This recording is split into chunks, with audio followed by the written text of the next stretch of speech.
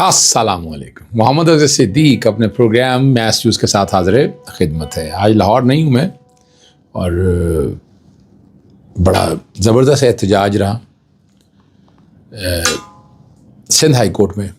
وہ پروگرام کے آخری حصے میں میرا وہ آپ دیکھ لیں گے کہ جو میں نے وہاں اسپیچ کی، جو میں نے تقریر کی اظہار یکجہتی کے لیے ہم سب جب سے اکٹھے ہوئے. اور یہاں مقصد بڑا واضح تھا کہ ہم عدلیہ کی آزادی کے لیے 27ویں ترمیم کے خلاف اور ہم ان ساری باتوں کو لے کر چلنا چاہتے تھے. اور ہم چاہ یہ رہے ہیں، ذرا سمجھنا یہ ہم کیا چاہ رہے ہیں. ہم چاہ رہے ہیں کہ آئین اصل شکل میں بحال ہو. جو 1973 کا آئین ہے، یہ جو بتایا جا رہا ہے کہ 1973 کی اصل شکل بحال کر رہے ہیں، یار لوگ بیوقوف تو نہیں ہیں. آپ شاید لوگوں کو بیوقوف سمجھتے ہیں اور اسی چیزوں پر لے کر چلتے ہیں. جسٹس بابر ستار صاحب نے بڑا زبردست ایک فیصلہ دیا اور وہ فیصلہ بڑا کمال کا، ذرا اس پہ گفتگو کریں گے ہم. اور کمال کی بات جو ہے نا کہ آگے سپریم کورٹ کا لفظ جو آف پاکستان کا جو اترا ہے، اس سے مصیبت پڑی ہوئی ہے، ہلچل پڑی ہوئی ہے کہ سپریم کورٹ کا اسٹیٹس ختم کرنا ہے. تو ایک تیسری جو بات ہے نا، عرفان صدیقی کے بارے میں بہت چرچا ہے اس کا کہ ان کی موت کو چھپایا گیا. اب لوگ کیا کہتے ہیں تو وہ، اور انصار عباسی نے یہ خبر دے دی ہے. اور انہوں نے خبر کیا دی ہے؟ انہوں نے خبر یہ دی ہے جناب کہ آج قومی اسمبلی سے بل پاس ہو کے آج ہی اس پہ دستخط ہو جائیں گی اور معاملہ آگے چلا جائے گا. اور جرگہ اگر صوبہ سرحد میں بیٹھ رہا ہے خیبر پختونخوا کے اندر تو وہ کیا معاملات کو لے کر چلے گا. سب سے پہلی بات جو ہے وکلا کی جو تحریک ہے اس کے حوالے سے آج سندھ ہائی کورٹ موجود تھا تو وہاں احتجاج کیا، پرامن احتجاج تھا. تقریر کی، میں نے بھی تقریر کی. تقریر پروگرام کے آخری حصے میں اپنے شارٹ میں بتا دیتا ہوں کہ 1973 کے اصل آئین کا اور یہ جو عدالتوں کو بدنام کیا جا رہا ہے، نواز شریف کو جو نااہل کیا ہے وہ پارلیمان نے ڈالا تھا 62 نے. اور اگر یوسف رضا گیلانی کو سزا ہوئی توہین عدالت، وہ بھی پارلیمان نے ڈالا تھا. ہم نے اپنی طرف سے کوئی چیز اضافہ یا نفی نہیں کیا ہے. یہ تو ذرا وضاحت کے ساتھ بتاتے چلیے. اور میں نے بڑی یوسف رضا گیلانی کو جو نااہل ہوا تو وہ پٹیشن میں نے فائل کی تھی. آپ توہین عدالت میں سزا ہوئی تھی، جب سزا ہو جائے گی تو آپ نہیں رہ سکتے. آرٹیکل 63 بڑا کلیئر ہے اس کے حوالے سے. نواز شریف نے چھپائے تھے اپنی ایسٹس کے کانٹیکس کے حوالے سے، تو آرٹیکل بڑا کلیئر ہے کہ آپ صادق اور امین نہیں ہیں، آپ جھوٹ بولتے ہیں. تو جب آپ جھوٹ بولیں گے تو آپ نااہل ہو جائیں گے. یہ بھی لفظ جو ہے نا، یہ بھی آپ کی 26ویں آئینی ترمیم کے بعد 62 اور 63 کی شکل دی ہے نا، تو یہ عدالتوں میں جو ڈالنا یہ زیادتی ہے، یہ غلط بات ہے. آپ حالات اور واقعات کو بدلنے کی کوشش کر رہے ہیں اور یہ کسی طرح سے بھی بات بنتی نہیں ہے. یہ باتیں بھی ساری ہوئی. بہت سے دوست احباب نے وہاں پر گفتگو کی ہے. اب آتی ہیں اگلی بات کی طرف. اسلام آباد ہائی کورٹ کے جسٹس بابر ستار نے اسلام آباد میں خصوصی عدالتوں اور ٹرائبونل کی تشکیل اور جوڈیشل افسران کی تعیناتی سے متعلق بڑا اہم فیصلہ جاری کیا. اور فیصلے میں انہوں نے جو واضح کیا ہے نا کہ جدید آمریت نے قانونی اور آئینی اصولوں کو ہتھیار بنا لیا. ذرا دھیان سے سمجھنا ہے. سخت گیر آمریت اب ماضی کا حصہ بن چکی ہے اور اس کی جگہ نئی طرز حکمرانی لے لی ہے، جسے آمرانہ قانونی طرز حکومت کہا جا سکتا ہے. یہ طرز حکومت بیک وقت جمہوریت اور آئینی ڈھانچے دونوں کو کمزور کر رہی ہے.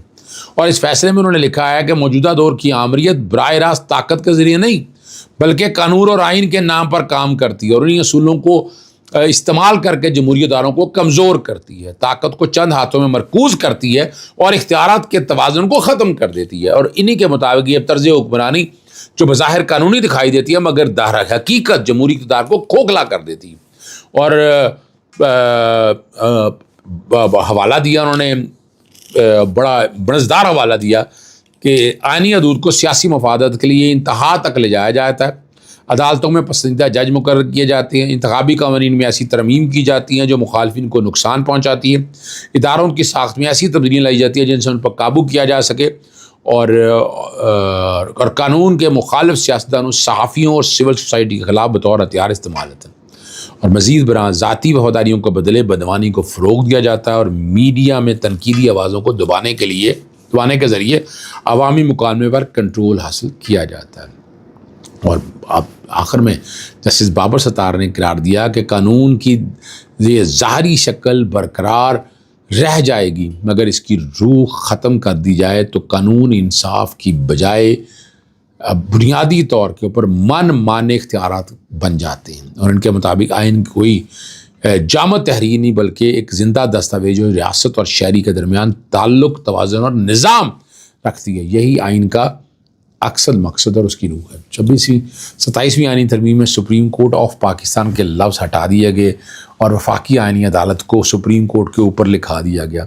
اب چونکہ ہم نے باتیں کی نا کہ سپریم کورٹ جو ہے وہ ضلعی عدالت ہو جائے گی، جو ہائی کورٹ ہیں وہ تحصیل کی عدالتیں ہو جائیں گی، تو اب سپریم کورٹ کے لفظ کے ساتھ جو ہے نا آگے سپریم کورٹ آف پاکستان کا لفظ جو اب یہ ترمیم جو ہے یہ پتہ نہیں یہ لفظ ایڈ کریں گے تو واپس آپ کو جانا پڑے گا، سینٹ میں بھی جانا پڑے گا، لیکن یہ کچھ ترمیم کر کے نیشنل اسمبلی کے میں وہ ڈالی جائیں گی، اور چیف جسٹس کے ساتھ چیف جسٹس آف پاکستان بھی ڈالا ہے، اس سے کیا فرق پڑتا ہے؟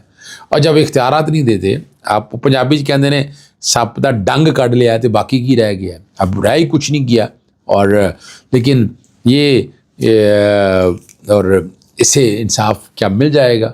نہیں، وہ سوال ہی پیدا نہیں ہوتا۔ اعجاز سعید نے ایک بڑی زبردست سینیٹر کے حوالے سے یہ بات کرتے ہوئے کہا ہے کہ خبر نشر کر دیں کہ جو ہے عرفان صدیقی انتقال کر گئے، انہوں نے کہا بیٹے سے بات کی جس کی تصدیق کی کہ وہ زندہ ہے مگر آکسیجن پر ہیں، اور سینیٹر کا کہنا تھا کہ نون لیگ کے سینئر رہنما عرفان صدیقی کل وقت لالت کے باعث انتقال کر گئے، اور بعض رپورٹروں نے یہ خبر نشر بھی کر دی کہ وفات پا چکے ہیں، اور یہ خبر پھیلنے سے سینٹ کا اجلاس ملتوی کرنا پڑنا تھا اور اثر پڑ سکتا تھا، اور یہ ناپسندیدہ عمل کہلایا گیا اور خبر کو روکا گیا، اور انہوں نے ذکر نہیں کیا۔ انصار عباسی نے ایک بات کہی ہے، اور ترمیم پارلیمنٹ سے منظور ہوتے ہی صدر دستخط کر دیں گے، اور ججز کے نام آپ کو پتہ پہلے ہی آ چکے ہیں، وہ میں بھی دے چکا ہوں، آپ بھی سن چکے ہیں، آپ لوگوں کے سامنے وضاحت کے ساتھ آ بھی چکے ہیں، اور آپ وہیں سے آپ سمجھ سکتے ہیں کہ کیا ہونا ہے۔ اب یہاں انڈیا کے اندر جو دھماکہ ہوا ہے وہ بڑے سوالات اٹھا دیے ہیں، انہوں نے اس کی گورنمنٹ کے اوپر بڑے سوالات اٹھا دیے ہیں کہ یونیورسٹی سے الفلا یونیورسٹی سے 7:40 پر نکلنے والی گاڑی 60 کلومیٹر سفر کر کے لال قلعہ پہنچی، کسی نے روکا کیوں نہیں؟ کہہ رہے ہیں یہ سوال بھی اٹھایا کہ سی سی ٹی وی اور ناکے کس کام کے اگر دہشت گردی نہیں پکڑی، جبکہ ہمیشہ حکومت بیانیہ دہرانے والے اینکرز ریاستی ناکامی تسلیم کریں تو سمجھو معاملہ سنگین ہے۔ انڈیا کے اندر ہو رہا ہے، پاکستان کے اندر ذرا مشکل ہے کہ آپ ان چیزوں پہ بات کر سکیں، آپ بڑا مشکل ہے، آپ یہاں تو پوچھ نہیں سکتے، اور یہاں پہ سوال جب کوئی پوچھے گا کہ آپ اسلام آباد کی ہائی کورٹ کے سامنے آخر کیسے لوگ پہنچ گیا، وہ بڑا اتنا مارودی مواد لے کر بھی آ گیا، اگر آپ نے وہ رکھے بھی ہیں، اسکینرز بھی رکھے ہیں، تو اس کے باوجود نکل کے وہ کیسے یہاں پہنچ سکتا تھا؟ اور اب یہ باتیں تو بڑی ہوں گی نا اس حوالے سے، تو اس کا جواب بھی دینا پڑے گا آپ کو۔ اور خیبر پختونخوا اور اس کے عوام کے لیے اہم دن ہے۔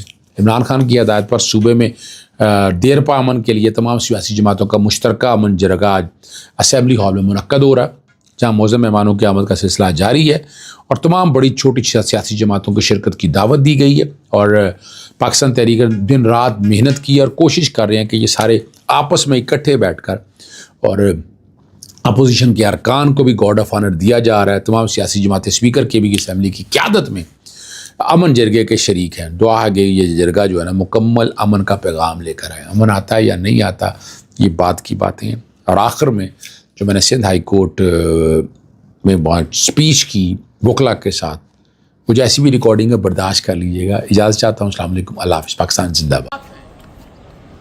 اتنی بڑی ذمہ داری ہے کہ اگر ایک آدمی اقتدار کی خاطر، سیٹ کی خاطر اپنے آپ کو لاتا ہے تو یاد رکھیے گا اس کا احتساب دوہرا ہونا ہے۔ یہ جج کمروں میں بیٹھے یہ سوچ لیں، سمجھ لیں، اور روٹی روزی تو مل جانی ہے، صرف روٹی روزی نہیں لینی۔ یہ 22-24 کروڑ عوام کا مسئلہ ہے۔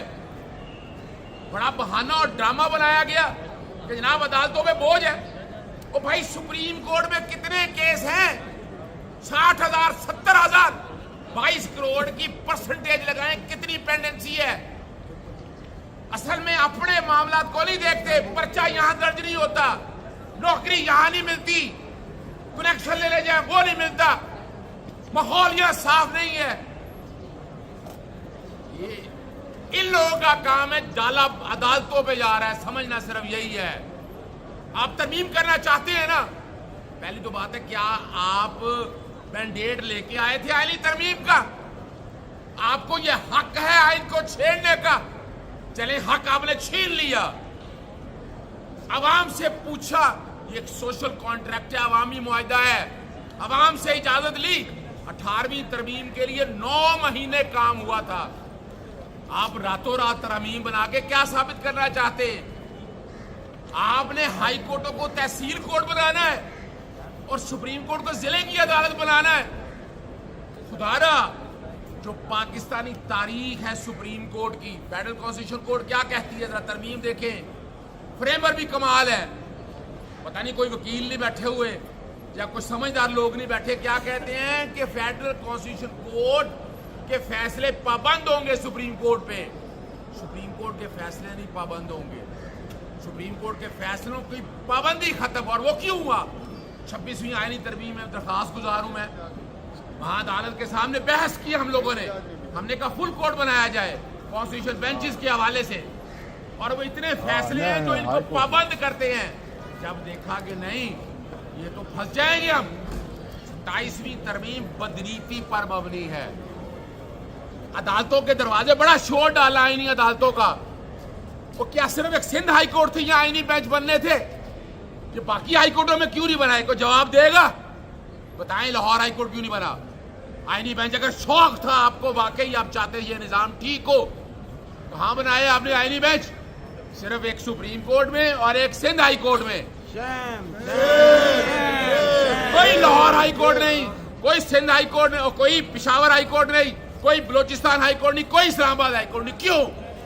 وہاں اپنی مرضی کے ججز ہیں, دروازے بند کر رہے ہیں بنیادی حقوق کے لیے. آپ کے حقوق کی جنگ, اپیلیں تو سنی جائیں گی آپ کی, وہ کبھی ختم نہیں ہونا معاملہ. اصل مسئلہ ہے آپ کے حقوق کا. آرٹیکل 184(3) کیوں ختم کیا؟ بہانہ بنایا جاتا ہے جناب. وہ جناب جسٹس ثاقب نثار صاحب نے اور اس نے, خدا را فار گاڈ سیک, یوسف رضا گیلانی کو ڈسکوالیفائی کرانے والا میں ہوں. کیا کیا تھا اس نے؟ توہین عدالت میں سزا ہوئی تھی, اور آرٹیکل 62 63 عدالتوں نے نہیں بنایا, آپ نے بنایا تھا کہ اگر توہین عدالت میں سزا ہوگی تو ڈسکوالیفائی ہو جائے گا. آرٹیکل 62(1) نواز شریف کو اگر سزا ہوئی, ڈسکوالیفائی ہوا, تو یار فریبی ہونے کی وجہ سے وہ آپ نے بنایا 62(1)(f). عدالتوں پہ کیوں ڈالتے ہیں؟ کیا اس سے پہلے ایسا نہیں ہوتا رہا؟ تو یہ بیوقوف بنانے کی وتیرہ چھوڑنا ہوگا. چیلنج کر رہا ہوں, آئیں پبلکلی ڈیبیٹ کریں اس کے اوپر. ہم تیار ہیں سارے معاملے میں جواب دینے کے لیے. آپ کو بھی جواب دینا ہوگا. اسمبلیوں کے اندر بیٹھ کے چھپ کے نہیں ہے مسائل حل نے. چاہتے ہیں آئیں عوام کے سامنے لے کر آئیں, سول سوسائٹی کو انوالو کریں, وکلا کو انوالو کریں, ڈاکٹرز کو انوالو کریں, صحافیوں کو انوالو کریں, اس پہ اوپن ڈیبیٹ کریں. اور اگر آپ کو عوام اجازت دیتی ہے پھر لے آئیں. لیکن یاد رکھیے گا, آپ لوگ نہیں اٹھے تو پھر اس کا حال افریقہ سے برے ممالک میں ہونا ہے. یہاں پولیس پہلے بے قابو ہے, نیب, FIA, سارے ادارے آپ دیکھ چکے ہیں, بیوروکریسی کی پوزیشن آپ دیکھ چکے ہیں. ایک وہ DC آپ نے دیکھا لیا کے اندر, دیکھا آپ نے. تو یہ ذرا سمجھیے گا اس بات کو بڑے گزارش کے ساتھ. صرف اس معاملے میں یہ ہماری کو ذاتی جنگ نہیں ہے, پوری وکلا برادری ساتھ اکٹھی ہے.